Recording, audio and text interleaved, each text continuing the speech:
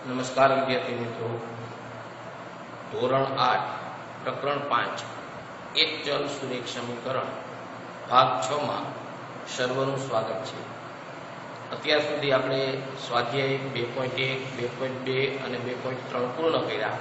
હવે આપણે સ્વાધ્યાય 2.4 શરૂ કરવા જઈ રહ્યા છીએ।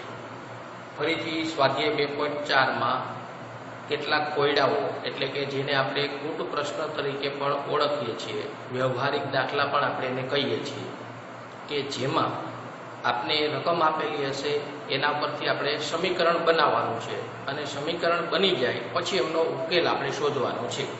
તો સમજીએ દાખલા નંબર 1। તો પહેલા દાખલાની અંદર આપણે એવું કીધું છે કે આમના એક સંખ્યા ધારે છે, ધારેલ સંખ્યામાંથી 5/3 બાદ કરતા મળેલ પરિણામને 8 વડે ગુણે છે। તેથી મળેલ પરિણામ ધારેલ સંખ્યા કરતા 3 ગણું હોય તો તેની ધારેલ સંખ્યા આપણે શોધવાની છે। તો પહેલા તો આપણે જે શોધવાનું છે એના બરાબર x ધારી લો। તો ધારો કે તેમણે ધારેલ સંખ્યા બરાબર x છે, ધારેલી સંખ્યા એને x ધારી છે। હવે તેમાંથી 5/3 બાદ કરતા હવે તેમાંથી 5/2 બાદ કરતા બરાબર x માઈનસ 5/2। હવે તેને 8 વડે ગુણે છે, તેને 8 વડે ગુણતા બરાબર 8 કૌંસમાં x માઈનસ 5/2। તો આપણે એવું કીધું છે તો મળે જે જવાબ મળ્યો એ ધારેલ સંખ્યા કરતા 3 ગણું છે। તેથી 8 કૌંસમાં x માઈનસ 5/2 બરાબર ધારેલી સંખ્યા કેટલી છે x, તો કે એના 3 ગણા કીધા છે એટલે કેટલા થશે તો કે 3x। ધારેલ સંખ્યામાંથી 5/2 પહેલા બાદ કર્યા, એને 8 વડે ગુણતા મળતું પરિણામ એ ધારેલ સંખ્યા કરતા 3 ગણું છે। આ મહત્વનું છે। સાચું સમીકરણ જો બને તો જ આપણે એનો સાચો ઉકેલ શોધી શકશું। તો અહીંયા ધ્યાનમાં આવી ગયું, સરસ। બસ હવે આપણે સમીકરણનો ઉકેલ શોધવાનો છે। તો અહીંયા 8 કૌંસની બહાર છે તો 8 વડે અંદર ગુણી નાખો એટલે 8x માઈનસ અહીંયા 8 વડે ગુણીએ એટલે 8 કૌંસમાં 5/2 બરાબર 3x। હવે અહીંયા છેદ ઉડશે 4 × 8 તો 8x માઈનસ 4 × 20 બરાબર 3x। તો હવે 20 સામે જશે કારણ કે એ અચળ પદ છે, ચલ પદ તરીકે 3x ને આ તરફ લાવો એટલે 8x માઈનસ 3x બરાબર 20। બાદ કરી 8x માંથી 3x જશે એટલે કેટલા વધશે તો કે 5x બરાબર 20। તો x બરાબર 5 એ ગુણાકારમાં સામે જશે તો ભાગાકારમાં 20/5 x બરાબર 4 × 20। તો તેથી ધારેલ સંખ્યા બરાબર કેટલા આવશે તો કે 4। આવી ગયું ધ્યાનમાં, સરસ। ચાલો, તો આ રીતે આપણે બધા દાખલામાં મહત્વનું અગત્યનું કામ એ હોય છે કે સમીકરણ જો સાચું બને તો ઉકેલ આપણે સાચો મેળવી શકાય। ચાલો એક્ઝામ્પલ નંબર 2 હવે આપણે સમજીએ। સાચું કામ છે સમીકરણ બનાવવાનું અને ધારવાનું। જો એમાં ભૂલ નહીં કરીએ તો ઉકેલ મેળવવો અઘરો નથી, પણ મહત્વનું કામ સમીકરણ જો ખોટું બનશે તો ઉકેલ સાચો મળશે નહીં। ચાલો એક્ઝામ્પલ નંબર 2 એમાં આપણે એવું કીધું છે બે ધન સંખ્યામાંથી પહેલી સંખ્યા બીજી સંખ્યા કરતા 5 ગણી છે। પહેલી સંખ્યા બીજી સંખ્યા કરતા 5 ગણી છે, તો આ બેમાંથી આપણે ધારવાની થાય તો કઈ ધારવી જોઈએ તો કે બીજી સંખ્યા, કારણ કે પહેલી એના કરતા 5 ગણી છે। તો ધારી લઈએ એક્ઝામ્પલ નંબર 2। ધારો કે બીજી સંખ્યા બરાબર x છે, તો તેથી પ્રથમ સંખ્યા બરાબર કેટલા થશે તો કે આના કરતા કેટલા ગણી આપણે કીધી છે તો કે 5 ગણી એટલે 5x। સમજાય છે? સરસ, આગળ વધીએ। હવે દરેક સંખ્યામાં 21 ઉમેરતા એટલે બેમાં આપણે 21 ઉમેરવાના, તો મળેલ બંને સંખ્યામાંથી પહેલી સંખ્યા બીજી સંખ્યા કરતા બમણી થઈ જાય છે। હવે આપણે બેમાં કેટલા ઉમેરવાના છે તો કે બંનેમાં 21 ઉમેરતા, બંનેમાં 21 ઉમેરતા ઉમેરતા અનુક્રમે આમાં પહેલામાં 21 ઉમેરો એટલે x + 21 થશે અને 5x + 21 થશે, પણ આ બે સમાન નહીં થાય. નહીં એટલા માટે થાય કે આ એના કરતા 5 ગણી કીધી છે આપણે, તો હવે જે છે એ એના કરતા કેવી થઈ જાય છે તો કે બમણી થઈ જાય છે.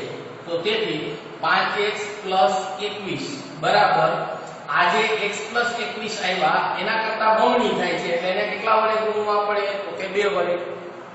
પ્રથમ સંખ્યામાં 21 ઉમેરીએ તો એ બીજી સંખ્યા કરતા 21 ગણી થઈ જાય છે, એટલે આપણે બીજી સંખ્યાને 2 વડે ગુણ્યા. હવે આ બંને સરખું થઈ જાય. અહીંથી આપણે ઉકેલ શોધીએ તો 5x + 21 2 વડે ગુણો એટલે 2x + 21 દુને 42. તો હવે ચલપદને આ તરફ લાવો તો ચલપદમાં 2x છે એટલે 5x - 2x બરાબર 42 - 21. તો 5x માંથી 2x જાય એટલે 3x બરાબર 21. તો x બરાબર 21/3 તો x બરાબર 7. તો આ એક સાથે મળી ગયો. આ કઈ સંખ્યા મળી તો કે બીજી સંખ્યા. તો તેથી બીજી સંખ્યા બરાબર 21 સોરી 7. બીજી સંખ્યા બરાબર આપણે 7 મળ્યા. તો તેથી પ્રથમ સંખ્યા એના કરતા કેટલા ગણી કીધી છે આપણે તો કે 5 ગણી, કારણ કે 5x એટલે 5 × 7 એટલે 7 પંચાને કેટલા થશે 35. આવે છે બધાને ધ્યાનમાં? તો આ રીતે આપણે બધા જ કૂટ પ્રશ્નો આપણે ગણી શકીએ. મહત્વની શરત કૂટ પ્રશ્નોમાં શું હોય છે તો કે સાચું ધારવાનું અને સાચું જો સમીકરણ બની જાય તો ઉકેલ શોધવાનું કામ અઘરું હોતું નથી. સરસ, ચાલો જોઈ લો, આગળ વધીએ.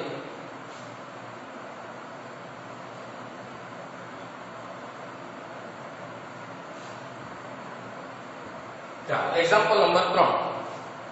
આ 2 અંકની સંખ્યાવાળા દાખલા છે. તો 2 અંકની સંખ્યામાં ધારવાનું કામ ખૂબ અગત્યનું હોય છે, કારણ કે 2 આંકડાની સંખ્યા હોય તો એમાં 2 અંક હોય. એક એકમનો અંક આવશે અને બીજો દશકનો અંક આવશે. તો દાખલા તરીકે આપણે 2 અંકની સંખ્યા માનો કે કોઈ એક ધારી xy, તો એમાં y ને આપણે એકમનો અંક કહી શકીએ, x ને આપણે દશકનો અંક કહી શકીએ. તો તે સંખ્યા કઈ થાય તો કે એકમના અંકને કંઈ ગુણવાની જરૂર નથી, પણ દશકના અંકને 10 વડે ગુણી અને એમાં ઉમેરો એટલે 10x + y થશે.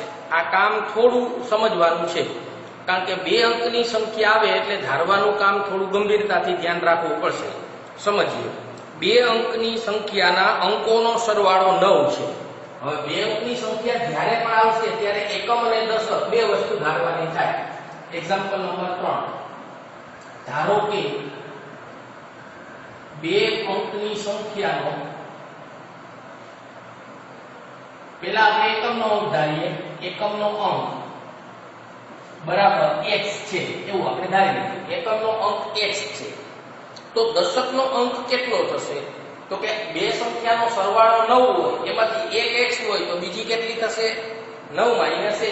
તો તેથી દશકનો અંક બરાબર 9 - x. અહીંયા 9 શા માટે આવ્યા તો કે બંનેનો સરવાળો 9 કીધો તો, એટલે એક આપણે x ધારીએ તો બીજી કેટલી થાય 9 - 1. તો મૂળ સંખ્યા અથવા તે સંખ્યા કેટલી થશે તો કે હંમેશા સંખ્યામાં દશકના અંકને 10 વડે ગુણવાના અને એમાં એકમ ઉમેરવાનો. દશકના અંકને 10 વડે ગુણી એમાં 1 ઉમેરવો.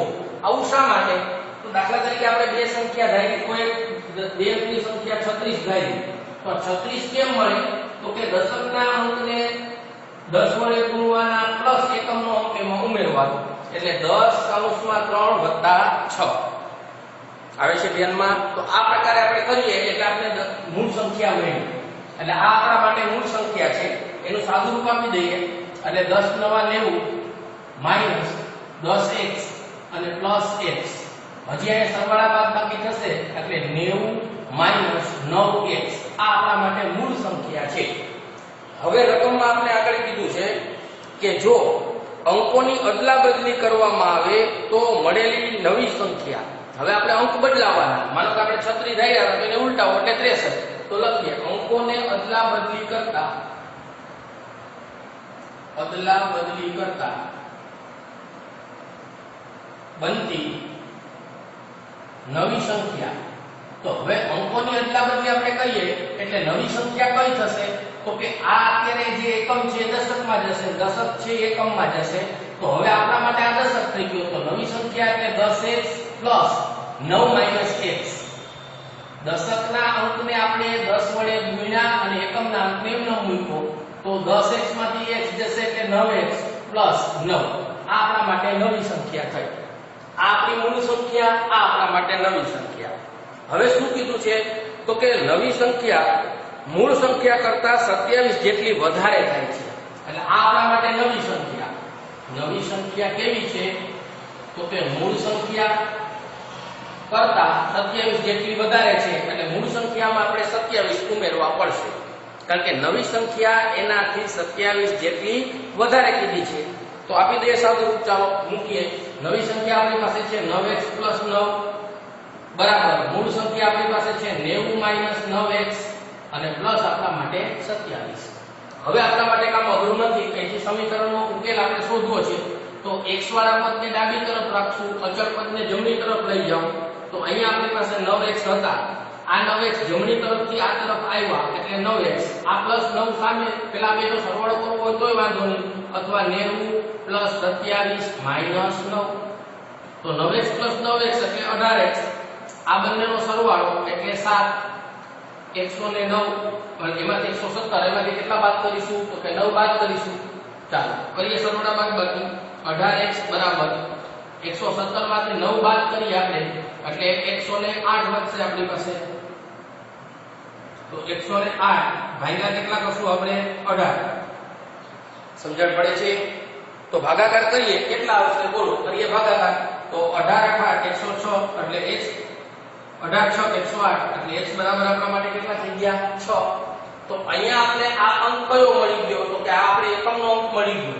એકમનો અંક બરાબર 6. તો દશકનો અંક કેટલો થશે? દશકનો અંક 9 - 6 બરાબર કેટલા થશે? 3. તો તે સંખ્યા આપણા માટે કઈ થશે? તો કે આ એકમનો અંક, આ દશકનો અંક એટલે કેટલી થઈ ગઈ? 36. ધ્યાનમાં આવે છે? તો આ રીતે બે અંકવાળી સંખ્યા જ્યારે પણ આવે ત્યારે એક અંક એટલે એકમ ધારવાનો અને બીજો અંક એટલે દશક ધારવાનો, અને દશકના અંકને 10 વડે ગુણી એકમમાં ઉમેરો એટલે તે સંખ્યા આપણે પ્રાપ્ત થાય. ચાલો હવે એક્ઝામ્પલ નંબર 4 એ પણ આના જેવો જ આપણે કીધો છે. જોઈ લો. એમાં એમ કીધું છે બે અંકની સંખ્યાના અંકો પૈકી એક અંક બીજા અંક કરતા 3 ગણો છે. એ આપણા માટે હોમવર્કમાં રહેશે. એક્ઝામ્પલ નંબર 4 આ તો હું સમજાવી દઉં છું કેવી રીતે કરશો. આની જેમ જ થશે. તો અહીંયા આપણે બે અંકની સંખ્યા છે, એમાં એકમનો અંક તો આપણે x ધારવાનો રહેશે. હવે બીજો અંક છે એના કરતા કેટલા ગણો કીધો છે? તો કે 3 ગણો કીધો છે. એટલે એકમનો અંક x, દશકનો અંક બરાબર કેટલા થશે? 3x, કારણ કે એના કરતા 3 ગણો છે. તો તે સંખ્યા કઈ થશે? કે 10 કૌંસમાં 3x + x. પછી એમનું સાદું રૂપ આપી દો. પછી અંકોને અદલાબદલી કરો તો 10x કૌંસ + 3x થશે. પછી એમાં જે સરવાળો કરતા મૂળ સંખ્યામાં 28 ઉમેરતા તે સંખ્યા મળે છે. એટલે આમાં જે 27 ઉમેર્યા હતા એમાં 28 ઉમેરવાના. તો એ આપણા માટે હોમવર્કમાં રહેશે. એટલે આ રીતે જો આપણે કાળજી રાખીએ તો વ્યવહારિક દાખલા અઘરા નથી હોતા. મહત્વની શરત એવી છે કે આપણે શબ્દોને બરાબર સમજીએ અને સમીકરણ જો સાચું બને તો ઉકેલ ગોતવાનું કામ અઘરું હોતું નથી. ચાલો એના પછીના ચોથો આપણે હોમવર્કમાં જોયો છે. આના જેવો જ દાખલો થશે. ચાલો હવે એક્ઝામ્પલ નંબર 5 આપણે સમજીએ. ચાલો એક્ઝામ્પલ નંબર 5 એમાં આપણે એમ કીધું છે સરોજની માતાની હાલની ઉંમર સરોજની હાલની ઉંમર કરતા 6 ગણી છે. તો આની પહેલા આપણે ધારવાનું જ્યારે ઉંમરની વાત આવે ત્યારે બેમાંથી જે નાનું હોય એના બરાબર હંમેશા ધરાય. તો સરોજની માતા એના કરતા સ્વાભાવિક મોટા જ હોય. એટલે ધારો કે સરોજની હાલની ઉંમર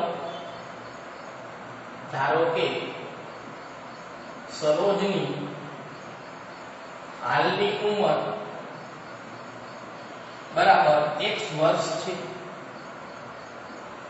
હવે તેની માતાની ઉંમર તેના કરતા 6 ગણી છે. તો તેમની માતાની ઉંમર બરાબર એના કરતા 6 ગણી એટલે કેટલી થશે? કે 6x થાય. આ વર્તમાન હાલની વાત છે. હવે આપણે આગળ કીધું છે કે 5 વર્ષ પછી સરોજની ઉંમર, તો 5 વર્ષ પછી સરોજની ઉંમર કેટલી થશે? તો કે 5 વર્ષ પછી સરોજની ઉંમર બરાબર x + 5 વર્ષ થશે. એ કેવી થશે? તો કે માતાની હાલની ઉંમર કરતા ત્રીજા ભાગ જેટલી થશે. તો આ અત્યારે સરોજની 5 વર્ષ પછીની ઉંમર, એ માતાની હાલની ઉંમર કેટલી છે? તો કે 6x. એના કરતા કેટલા ભાગની થશે? તો કે ત્રીજા ભાગની થશે. સરોજની 5 વર્ષ પછીની ઉંમર માતાની હાલની ઉંમરના ત્રીજા ભાગ જેટલી થશે. સમીકરણ ધ્યાનમાં આવે છે? બસ હવે આનો ઉકેલ શોધવો છે. તો એક આમાં ભૂલ નથી. x + 5 અહીંયા છેદ ઉડાડીએ તો 3 × 6 એટલે 2x. x ને સામે લઈ જાઓ. 5 = 2x - x. 5 માંથી એટલે 2x માંથી x જાય એટલે x. તો મળી ગયું સરોજની હાલની ઉંમર બરાબર 5 વર્ષ, તેમની માતાની હાલની ઉંમર બરાબર એના કરતા કેટલા ગણી કીધી છે? તો કે 6 ગણી એટલે 6 × 5 = 30 વર્ષ. તો આ રીતે આપણે કોઈ પણ પ્રકારના કૂટ પ્રશ્ન છે એ સહેલાઈથી ગણી શકાય. મહત્વની શરત એ છે કે શબ્દોને સમજી અને ધારતા અને સમીકરણ બનાવતા આપણે આવડવું જોઈએ. ચાલો એક્ઝામ્પલ નંબર 6. મહુલી ગામમાં જમીનનો એક સાંકડો લંબચોરસ ટુકડો શાળા બનાવવા માટે ફાળવેલો છે. એટલે લંબચોરસ આપણે આપ્યો છે. પ્લોટની લંબાઈ પહોળાઈનો ગુણોત્તર 11:4 છે. તો આપણે અગાઉ પણ સમજાવ્યું હતું કે જ્યારે પણ જેમ આવે એટલે પાછળ x લગાડી દેવાનો. ચાલો તો પહેલા આપણે એક્ઝામ્પલ નંબર 6 આપણે લંબાઈ અને પહોળાઈનો ગુણોત્તર આપ્યો છે. તો પહોળાઈ અને લંબાઈનો ગુણોત્તર આપ્યો છે તો પાછળ x લગાડી દઈશું એટલે થઈ જશે. ધારો કે પ્લોટની લંબાઈ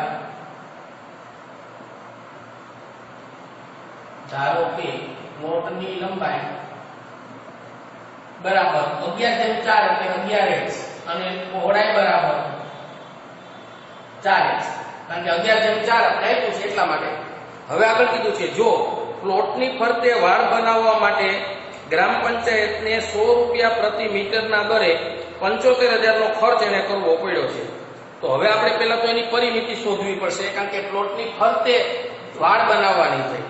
અંદર જો કઈ કરવાનું થશે તો ક્ષેત્રફળ આવે, પણ અહીંયા ફરતે વાડ બનાવે છે તો એનો 100 રૂપિયા પ્રતિ મીટરના લેખે 75,000 નો ખર્ચ કરવો પડે એવું છે આપણે કીધું છે. તો પહેલા તો કુલ કેટલી વાડ થઈ એ આપણે શોધી લઈએ. અહીં ₹100 ચોરસ મીટર ₹100 ચોરસ મીટર ખાલી મીટર થશે. 100 રૂપિયા મીટર, 100 રૂપિયામાં થતી વાડ બરાબર 1 મીટર. કારણ કે 1 મીટર વાડનો ખર્ચ 100 રૂપિયા છે. તો આપણે કુલ ખર્ચ કેટલો કર્યો છે? તો કે 75,000 માં થતી વાડ બરાબર કેટલી? 75,000 ભાગ્યા 100. આ 2 મીટર ઉડી ગયા એટલે 750 મીટર કુલ વાડ આપણે બનાવવાની થઈ. એટલે કુલ જે વાડ બની એ 750 મીટર થઈ. હવે આપણે લંબચોરસની પરિમિતિનું સૂત્ર. લંબચોરસની પરિમિતિ બરાબર સૂત્ર આપણી પાસે છે 2 લંબાઈ વત્તા પહોળાઈ. આવે છે ધ્યાનમાં? તો પરિમિતિ કુલ આપણી પાસે છે કેટલી છે? 750. કારણ કે આ લંબચોરસની આ પ્લોટની કુલ આપણે 750 મીટર દીવાલ કરી વાડ કરી તો એ પરિમિતિ આપી દીધી. 2 લંબાઈ કેટલી લેવાની? તો 11x અને પહોળાઈ કેટલી લઈશું? 4x. તો 750 બરાબર 2. અહીંયા 11 + 4 એટલે 15x. તો 750 બરાબર 30x. 30 ને છેદમાં લાવો. 750 ના છેદમાં 30 બરાબર x. મીંડે ગયા 25 × 75 x બરાબર 25 મીટર. તો x આપણે મળી ગયા. તો આપણે શોધવી છે લંબાઈ અને પહોળાઈ. તો તેથી લંબાઈ બરાબર 25 × 11. 25 × 11 એટલે 275 મીટર અને પહોળાઈ બરાબર 25 × 4 બરાબર 100 મીટર. તો એની લંબાઈ અને પહોળાઈ બંને આપણે મળી ગઈ. તો આટલું આપણે રાખીશું. બાકી હવે ફરીથી મળીશું ત્યારે આગળ આપણે કરીશું.